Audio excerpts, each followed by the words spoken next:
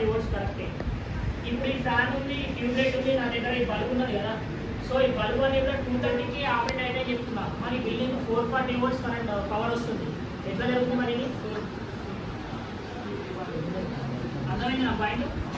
So ఏదంటే ఇల్లు కూడా 230తో ఆపరేట్ అయ్యే బల్బులు కానీ ఫ్యాన్లు కానీ అర్థమైందా? ఇప్పుడు ఈ ఫేజ్ వోల్టేజ్ ఎంత?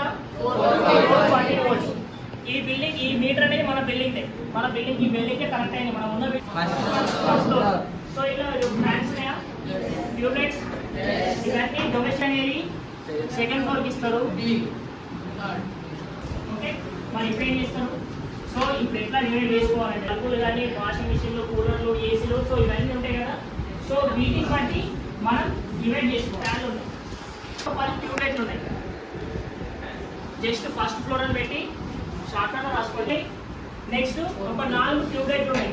ఓకే, అర్థమైందా? రాసుకోవాలి కదా.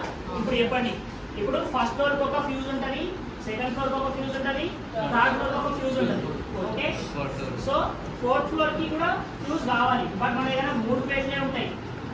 3 ఫేజ్లే ఉన్నాయి. 3 ఫేజ్లకి ఒక్కొక్క ఫ్లోర్కి ఒకటి ఇచ్చేసిన. ఏ ఫ్లోర్కి సంబంధించిన దానికి ఏ ఫ్లోర్కి సంబంధించిన ఫ్యూజ్కి మీరు 4th ఫ్లోర్ యాడ్ చేస్తారు, థర్డ్ ఫ్లోర్కి యాడ్ చేస్తారు.